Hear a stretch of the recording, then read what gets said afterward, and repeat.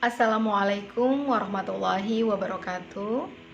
Kami dari kelompok 1 ingin mempresentasikan tentang hak-hak anak usia dini Indonesia.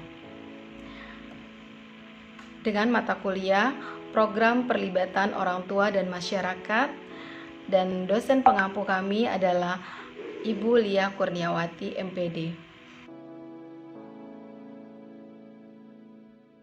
Hak-hak anak usia dini Indonesia disusun oleh Alivia Putri Andini, Dian Pratiwi, Eva Zubaida, Nur Yulianti, Siti Lulu Munjidatul Ummah.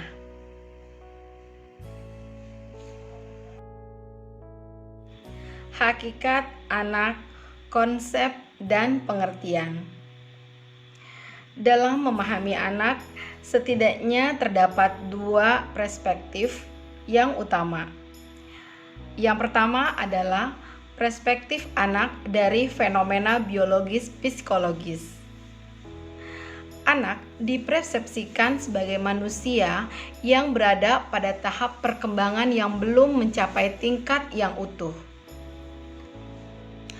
Dan yang kedua adalah perspektif anak dari fenomena sosial legal. Anak dalam fenomena sosial legal, tingkat perkembangan mental dan psikologinya tidak mempunyai kapasitas untuk melakukan tindak sosial legal. Dalam fenomena sosial, subkualifikasi seperti itu tidak dikenal. Sedangkan dalam perspektif legal, anak merupakan satu fenomena tunggal. Batasan karakteristik anak. Karakteristik anak berdasarkan fenomena biologis psikologis bisa dikelompokkan menjadi 5. Yang pertama, umur 0 sampai dengan 1 tahun, yang mana anak berlatih mengenal dunia lingkungan dengan berbagai macam gerakan. Yang kedua, usia 2-4 tahun. Anak mengenal dunia luar dengan bermain dan dilihat serta dinilai menurut keadaan dan sifat batinnya.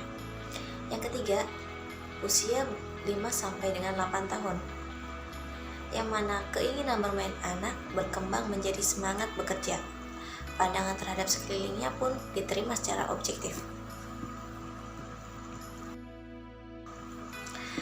Yang keempat, usia 9-13 tahun, yang mana pada masa ini mulai timbul kritik terhadap diri sendiri, kesadaran akan kemauan, mengutamakan tenaga sendiri, disertai berbagai pertentangan yang timbul dengan dunia lingkungan. Yang terakhir, usia 14-19 tahun, yang mana anak terlihat lebih subjektif, kemampuan dan kesadaran dirinya terus meningkat. Hal ini mempengaruhi sifat dan tingkah lakunya. Lanjut, karakteristik anak berdasarkan fenomena sosial legal. Dalam konteks legislasi Indonesia, dalam penempatan batas umur, Indonesia memiliki 3 masalah utama, yaitu 1. Penetapan batas umur dalam sistem legislasi nasional sangat komprehensif. Yang kedua, kekacauan standar batas umur. Dan yang ketiga, diskrepansi yang terlalu besar antara batas umur untuk tindakan yang berbeda. Konsep dan batasan hak asasi manusia. Hak asasi manusia diartikan sebagai hak yang melekat pada diri setiap manusia sejak awal dilahirkan yang berlaku seumur hidup dan tidak dapat diganggu-gugat oleh siapapun. Sebagai warga negara yang baik, kita harus menjunjung tinggi nilai hak asasi manusia tanpa membedakan status, golongan keturunan, jabatan, dan lainnya.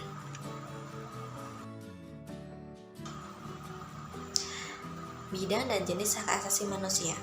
Secara umum, bidang yang termasuk dalam hak asasi manusia dan diakui oleh dunia internasional yaitu hak asasi pribadi, hak asasi politik, hak asasi hukum, hak asasi ekonomi, hak asasi peradilan, dan hak asasi sosial budaya.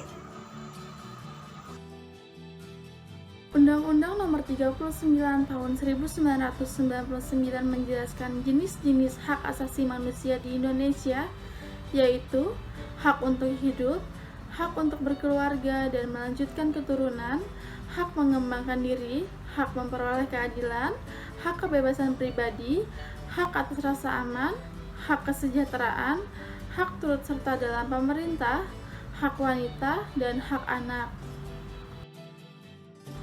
Hak-hak asasi anak dalam Undang-Undang Nomor 39 Tahun 1999 tentang Hak Asasi Manusia secara eksplisit menyebutkan hak setiap anak, yaitu hak untuk hidup, hak untuk dilindungi, hak untuk beribadah, hak untuk dilindungi secara hukum dari kekerasan fisik, mental, dan penelantaran, hak pendidikan, hak untuk beristirahat dan berekspresi, hak untuk memperoleh kesehatan, dan hak untuk dilindungi dari eksploitasi sosial. Hak-hak anak usia dini dan implikasinya. Anak adalah sosok yang luar biasa dan menakjubkan. Hak-hak anak usia dini yang cukup penting diantaranya yaitu berhak dilahirkan, memiliki nama dan kewarganegaraan, berhak hidup dalam komunitas yang aman, damai, dan lingkungan yang sehat, berhak mendapatkan makanan yang cukup serta tubuh yang sehat dan aktif, berhak mendapatkan pendidikan yang baik dan mengembangkan potensinya, dan berhak diberikan kesempatan bermain dan waktu santai.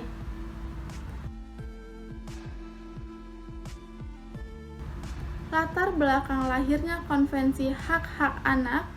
Secara strategis, suatu konvensi ditempuh sebagai salah satu upaya untuk membulatkan tekad dari sekelompok masyarakat dalam rangka memecahkan permasalahan yang ada di dunia, terutama yang dampaknya global atau internasional.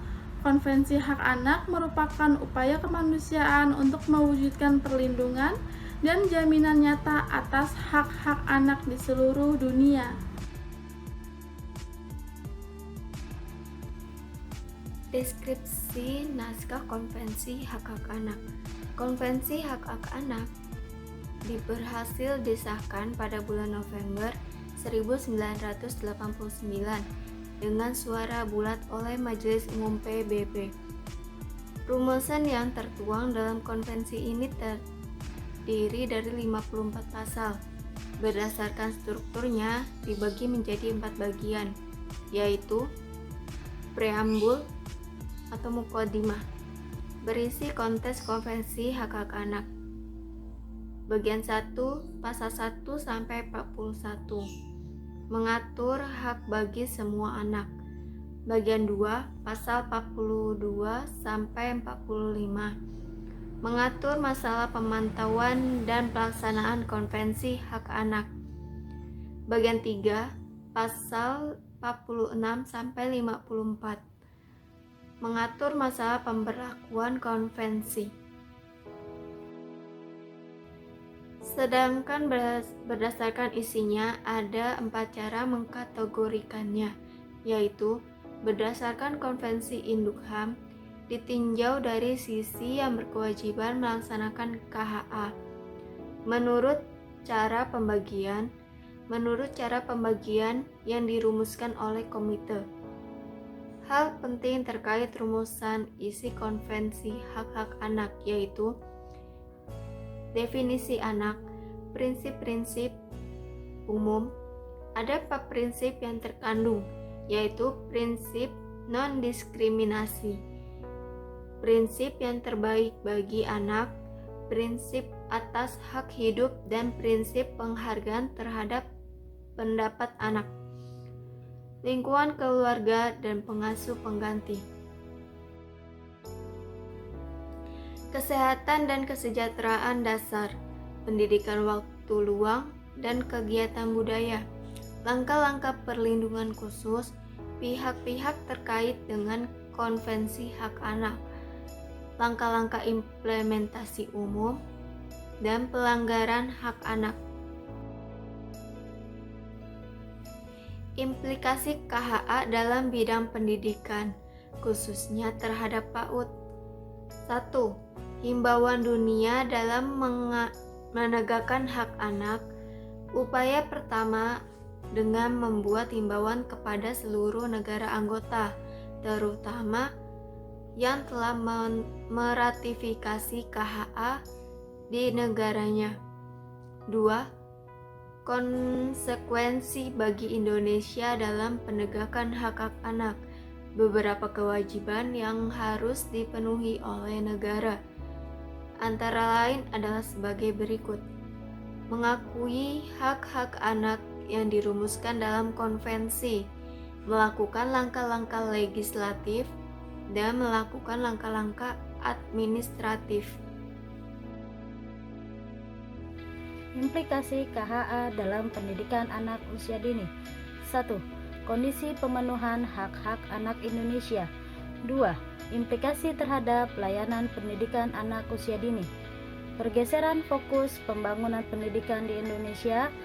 PAUD merupakan satu tahap pendidikan yang tidak dapat diabaikan karena ikut menentukan perkembangan dan keberhasilan anak. Tuntutan dan kebutuhan layanan pendidikan anak usia dini pada saat ini cenderung semakin meningkat. Sebagai dampak dari kecenderungan ini, banyak lembaga PAUD dalam berbagai bentuknya muncul di berbagai tempat.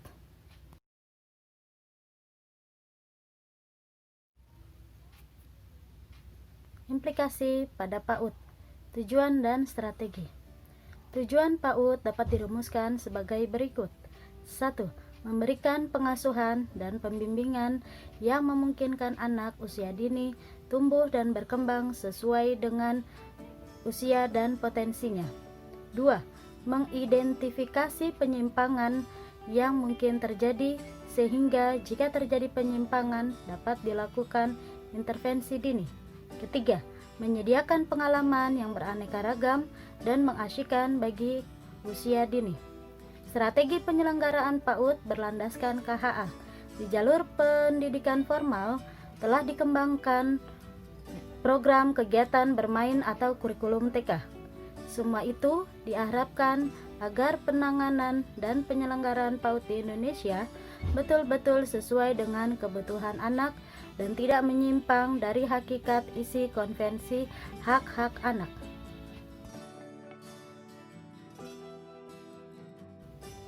Demikian presentasi dari kelompok kami.